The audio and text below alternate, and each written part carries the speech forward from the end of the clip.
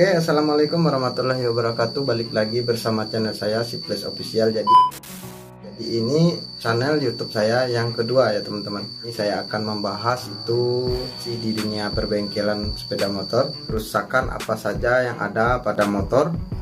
Di sini saya akan membahas satu salah pada motor itu di video Flash Tutor, yaitu saya ya teman-teman, yaitu channel saya yang pertama. Jadi ini channel saya yang kedua, itu bertujuan untuk menjelaskan pada teman-teman semua bagaimana di dunia perbengkelan itu kerusakannya. Mungkin teman-teman tidak paham, ada juga yang ingin langsung bertanya sama saya. Silahkan teman-teman bertanya sama saya, komentar di bawah ini. Di sini saya akan membahas tentang Yamaha Post1 ya teman-teman. Yamaha Post1 ini itu saya ambil dari cuplikan video Flash Tutor, yaitu suara mesin yang kasar pada bak koplingnya ya teman-teman. Jadi suara mesin itu kasar pada bak koplingnya. Apabila ditekan koplingnya itu suaranya hilang sedikit. Kadang-kadang di suaranya tersebut makin panas mesin tersebut kita bawa, itu akan semakin kasar bunyinya. Sebelumnya saya akan lihat dulu cuplikannya biar teman-teman bisa paham yang mana itu pembahasannya yang akan saya bahas. Kendala lainnya,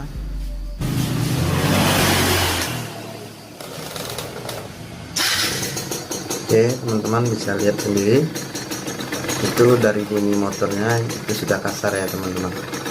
Jadi teman-teman bisa dengarkan.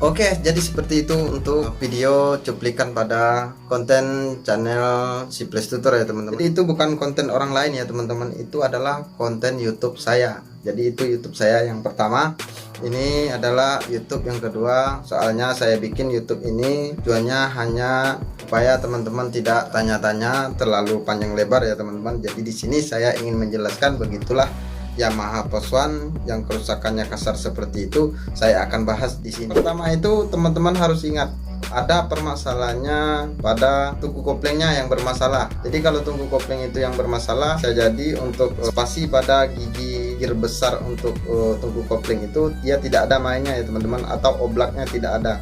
Nah, kalau tidak ada oblaknya atau mainnya itu, maka akibatnya suara akan timbul lebih kasar. Itu yang pertama. Yang kedua, itu bisa jadi permasalahannya ada pada as rasio yang mengunci tungku kopling tersebut. Jadi tungku kopling tersebut ada penguncinya, yaitu ada pada as rasionya itu. Jadi kalau as rasionya itu sudah baling atau putarannya sudah tidak senter lagi, maka suara akan timbul. Suaranya apabila ditekan kopling itu akan mengeluarkan suara. Permasalahan yang kedua.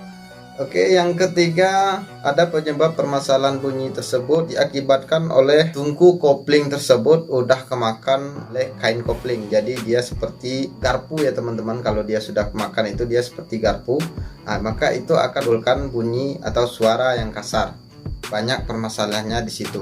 Oke, yang keempat, bisa jadi permasalahan tersebut diakibatkan oleh pasangan paku tembak pada tungku kopling tersebut yang tidak pas ya teman-teman. Jadi kalau dia tidak pas, maka apabila dipakai tungku kopling tersebut akan goyang lama-kelamaan itu pasti atau oblak pada gear besar dan tungku kopling itu dia akan main lebih banyak lagi ya teman-teman, atau oblaknya lebih banyak lagi. Maka kalau oblaknya itu sudah banyak, bila ditekan koplingnya dia akan timbul suara. Jadi teman-teman harus memahami, jadi kalau suara yang seperti itu dia hanya ada pada tungku koplingnya.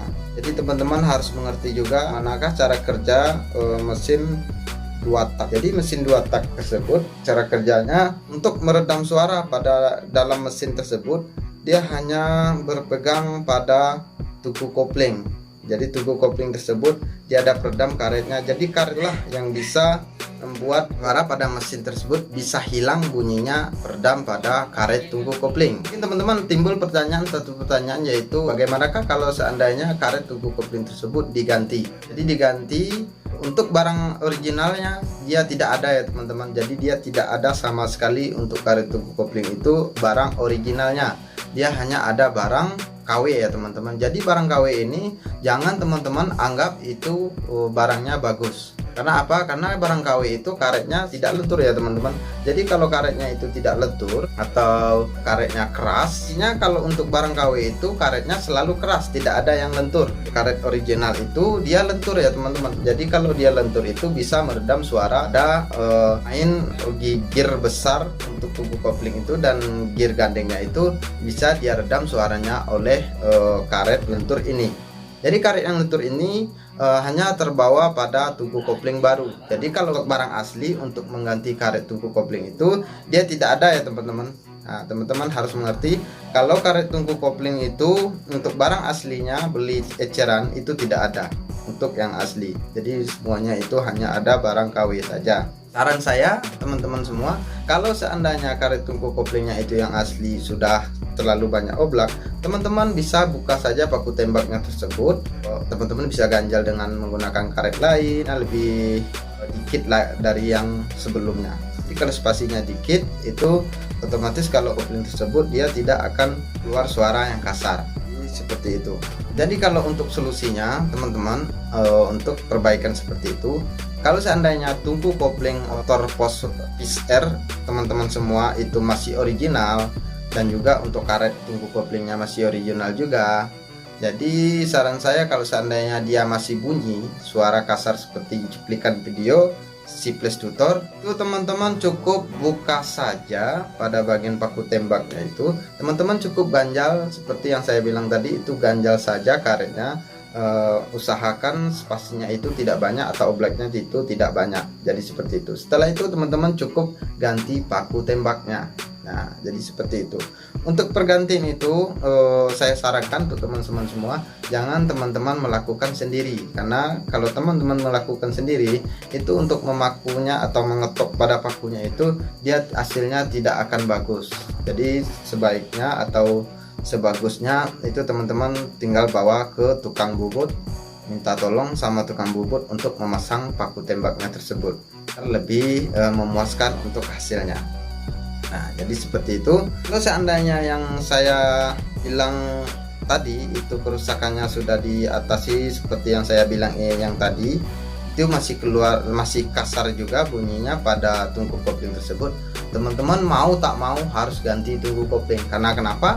Karena pada gigi tungku kopling yang besar itu putarannya sudah tidak senter lagi, atau dia sudah baling untuk putaran gear besarnya itu bisa jadi diakibatkan karena teman-teman untuk memasang paku tembak pada tungku kopling tersebut mungkin pentok sama palunya, itu bisa jadi mengakibatkan gear besarnya itu baling atau tidak senter, atau putarnya itu tidak rata seperti lonjak ya teman-teman. Untuk putarannya itu otomatis teman-teman harus ganti tungku kopling yang baru.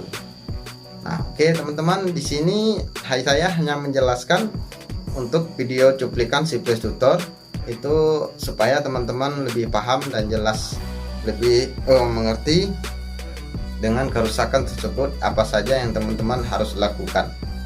Mudah-mudahan teman-teman untuk penjelasan saya yang singkat ini bermanfaat untuk teman-teman. Kalau ada teman-teman ingin bertanya, silakan teman-teman komen di bawah. Nanti saya akan balas dan saya akan mengasih solusinya untuk teman-teman semua. Oke teman-teman, mudah-mudahan tutorial saya atau penjelasan saya ini bermanfaat untuk teman-teman semua. Jangan lupa dukungannya, like, comment, share, dan subscribe. Nyalakan juga tanda loncengnya biar teman-teman semua tahu video terbaru saya. Oke, mudah-mudahan video terbaru saya ini perdana, mudah-mudahan bisa teman-teman lebih paham dan mengerti dengan penjelasan tentang kerusakan PIS-R yang kasar suaranya di bagian bak kopling. Apabila dipencet koplingnya itu suaranya hilang sedikit seperti yang ada di cuplikan video Ciples Tutor. Oke, terima kasih.